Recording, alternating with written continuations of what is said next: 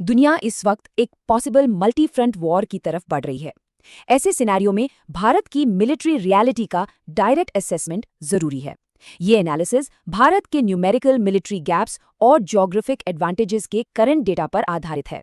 इस वक्त global level पर कई कॉन्फ्लिक्ट्स एक्टिव हैं। रशिया यूक्रेन वॉर में नाटो का इनडायरेक्ट इन्वॉल्वमेंट मौजूद है। ताइवान और साउथ पैसिफिक में टेंशन्स बढ़ रही हैं। नॉर्थ कोरिया लगातार आईसीबीएम टेस्टिंग कर रहा है। इन ग्लोबल टेंशन्स के बीच कश्मीर और लद्दाख में बॉर्डर कॉन्फ्लिक्ट्स एक वाइड स्प्रेड वॉर को ट्रिगर करने का डायरेक्ट रिस्क बनाते हैं। वॉर का फाइनल आउटकम डायरेक्ट अलायंसेस पर डिपेंड करता है। जापान, फ्रांस और इजराइल भारत के मिलिट्री और स्ट्रेटेजिक एलाइज हैं, लेकिन ग्लोबल जियोपॉलिटिकल अलाइनमेंट अब शिफ्ट हो चुका है। रशिया इकोनॉमिकली चाइना पर डिपेंडेंट है। इस इकोनॉमिक शिफ्ट का नतीजा ये है कि इंडिया चाइना कॉन्फ्लिक्ट में रशिया न्यूट्रल रह सकता है। वहीं दूसरी तरफ चाइना के पास पाकिस्तान और नॉर्थ कोरिया का डायरेक्ट सपोर्ट नेटवर्क एक्टिव है। इमीडिएट नेबरहुड में इंफ्रास्ट्रक्चर कंट्रोल एक बड़ा थ्रेट है। चाइना ने भारत के पड़ोसी देशों में क्रिटिकल पोर्ट्स पर कंट्रोल एस्टैब्लिश किया है। इनमें बांग्लादेश का चिट्टगोंग पोर्ट, श्रीलंका का हम्बनटोटा पोर्ट और पाकिस्तान का ग्वादर पोर्ट शामिल हैं। चाइना इन पोर्ट्स को लॉजिस्टिक्स हब की तरह यूज करके भारत के खिलाफ एक direct military supply chain maintain कर सकता है। ये थ्रेट सिर्फ मैरिटाइम बॉर्डर्स तक लिमिटेड नहीं है। नेपाल और म्यांमार में भी चाइना ने स्ट्रेटेजिक एयर स्ट्रिप्स और इन्वेस्टमेंट सिक्योर की हैं। इस इंफ्रास्ट्रक्चर कंट्रोल का डायरेक्ट इम्प्लीकेशन ये है कि भारत को अब सिर्फ 2 फ्रंट वॉर नहीं बल्कि 3 अलग अलग फ्रंट्स पर मिलिट्री कॉन्फ्लिक्ट के लिए तैयार रहना होगा। इस 3 फ्रंट वॉर सिनेरियो में इंटरनल कैपेसिटी को इवैल्यूएट करना जरूरी है।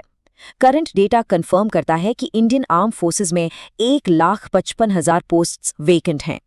ये इंटरनल न्यूमेरिकल डेफिसिट किसी भी large scale multi front deployment की कैपेसिटी को डायरेक्टली लिमिट करता है। आर्मी डिविजन्स के नंबर्स में ये कैपेबिलिटी गैप बिल्कुल क्लियर है। भारत के पास इस वक्त 38 एक्टिव आर्मी डिविजन्स हैं। सिर्फ पाकिस्तान और चाइना बॉर्डर्स को डिफेंड करने के लिए 43 डिविजन्स की रिक्वायरमेंट है। अगर नेपाल, बांग्लादेश और म्यांमार बॉर्डर्स पर भी डिप्लॉयमेंट करनी पड़े तो टोटल 72 डिविजन्स चाहिए होंगी। ये रिक्वायरमेंट करंट एक्टिव स्ट्रेंथ से लगभग डबल है। इंडियन एयरफोर्स के पास अभी 30 एक्टिव फाइटर स्क्वाड्रंस हैं, लेकिन स्टैंडर्ड रिक्वायरमेंट 7 स्क्वाड्रंस की है। टेक्नोलॉजिकल गैप भी एक मेजर फैक्टर है। चाइना के पास इस वक्त 2 अलग अलग 5th generation fighter jets fully operational हैं। इसके कंट्रास्ट में भारत का अपना 5th generation fighter programme MCA operational होने से लगभग 15 साल दूर है। नेवल ऑपरेशंस में ये न्यूमेरिकल डिस्पैरिटी और बड़ी है। चाइना टोटल 7 सबमरीन्स ऑपरेट करता है। भारत के पास 18 सबमरीन्स हैं और इनमें से एक भी न्यूक्लियर अटैक सबमरीन नहीं है। ये डायरेक्ट शॉर्टेज इंडियन ओशन में अंडर वाटर कॉम्बैट और कंटिन्यूअस सर्वेलियंस की कैपेबिलिटी को कम करती है। एयरक्राफ्ट कैरियर्स के केस में भी सिमिलर शॉर्टेज मौजूद है। इंडियन नेवी के पास अभी 2 ऑपरेशनल एयरक्राफ्ट कैरियर्स हैं, लेकिन एक लार्ज स्केल वॉर में west coast, east coast, Indian ocean region और रिजर्व के लिए टोटल 4 कैरियर्स की स्ट्रेटेजिक रिक्वायरमेंट होती है। इस स्ट्रक्चरल गैप के साथ मरीन फाइटर जेट्स का एब्सोल्यूट डेफिसिट भी एग्जिस्टिंग फ्लीट की इफेक्टिवनेस को लिमिट करता है। एक सीधा सवाल ये है कि क्या ज्योग्राफिकल फैक्टर्स इन मिलिट्री गैप्स को बैलेंस कर सकते हैं? डेटा इंडिकेट करता है कि हिमालय का फिजिकल टेरेन एक मेजर स्ट्रेटेजिक एडवांटेज प्रोवाइड करता है। ये ज्योग्राफी इन न्यूमेरिकल डिसएडवांटेजेस को डायरेक्ट कॉम्बैट सिचुएशंस में न्यूट्रलाइज कर सकती है। हाई एल्टीट्यूड वॉरफेयर की फिजिक्स भारत को एक टैक्टिकल सुपीरियॉरिटी देती है। टिबेटन प्लेटो की एक्सट्रीम ऊंचाई पर ऑक्सीजन लेवल्स ड्रास्टिकली कम होते हैं। इस लोअर डेंसिटी के कारण चाइनीज फाइटर जेट्स सिर्फ 50% पेलोड के साथ टेक ऑफ कर सकते हैं। इसके विपरीत लोअर एल्टीट्यूड पर स्थित इंडियन एयरबेसेस से जेट्स 100% पेलोड कैपेसिटी के साथ लॉन्च हो सकते हैं। ग्राउंड ऑपरेशंस की लेवल पर harsh winter conditions Chinese military के लिए कंटिन्यूअस सप्लाई लाइंस मेंटेन करना मुश्किल बनाते हैं। इस टेरिटरी में भारत ने specialised mountain strike corps deploy किए हैं। ये यूनिट्स टिबेटन ऑटोनॉमस रीजन से आने वाले किसी भी ग्राउंड ऑफेंसिव को फिजिकल टेरेन के एडवांटेज से काउंटर करने के लिए स्ट्रक्चरली इक्विप्ड हैं। इंडियन ओशन में भारत के पास ग्लोबल ट्रेड और मिलिट्री चोक पॉइंट्स का कंट्रोल है। अंडमान और निकोबार आइलैंड्स की नेवल बेस चीन की primary supply line straight of Malacca को पूरी तरह ब्लॉक कर सकती है। इसके साथ ही क्वाड अलायंस और ऑस्ट्रेलिया के स्ट्रेटेजिक सपोर्ट से लॉम्बॉक और उम्बाई वेटर स्ट्रेट्स को सिक्योर करके चीन की नेवल ऑपरेशंस को रोका जा सकता है। चाइना के इंटरनल इंफ्रास्ट्रक्चर में भी क्रिटिकल वल्नरेबिलिटीज हैं। चाइना का सबसे बड़ा power structure three gorges dam Bharat की अग्नि और ब्रह्मोस मिसाइल्स की डायरेक्ट ऑपरेशनल रेंज में आता है। इस पॉइंट को टारगेट करना शंघाई और वुहान जैसे मेजर इकोनॉमिक सेंटर्स की सप्लाई चेन्स को परमानेंटली डिस्टर्ब कर सकता है, जो एक बड़ा स्ट्रेटेजिक डेटोरेंट है। ट्रूप डिप्लॉयमेंट की क्वालिटी भी वॉर का आउटकम डिसाइड करती है। इंडियन आर्म्ड फोर्सेस पूरी तरह से एक वॉलंटरी फोर्स है, जिसका ऑपरेशनल मोटिवेशन नेचुरली हाई रहता है।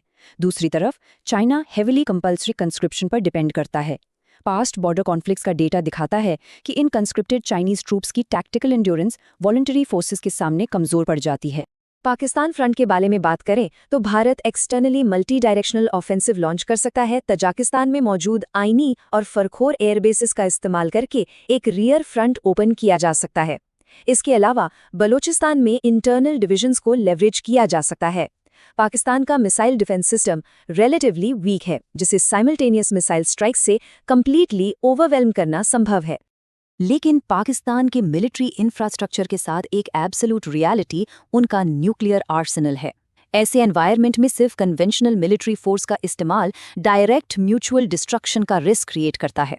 इस न्यूक्लियर थ्रेशहोल्ड को बाईपास करने के लिए प्रिसाइज मिलिट्री इंटेलिजेंस और कैलकुलेटेड डिप्लोमेसी पर रिलाई करना एक एसेंशियल रिक्वायरमेंट बन जाता है।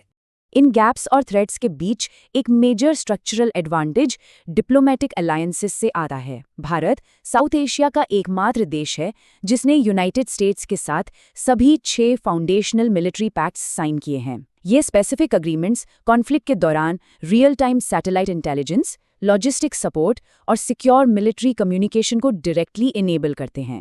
इन सभी डेटा पॉइंट्स का डायरेक्ट कंक्लूजन ये है कि आज सिर्फ conventional military deployment borders secure करने के लिए काफ़ी नहीं है। एक मॉडर्न मल्टी फ्रंट वॉर में टैक्टिकल सुपीरियरिटी मेंटेन करने के लिए rapid technological modernisation absolute necessary है। Artificial intelligence, advanced cyber warfare और ड्रोन टेक्नोलॉजी का इंटीग्रेशन ही आने वाले समय में भारत के मिलिट्री डिफेंस का फाउंडेशन बनेगा।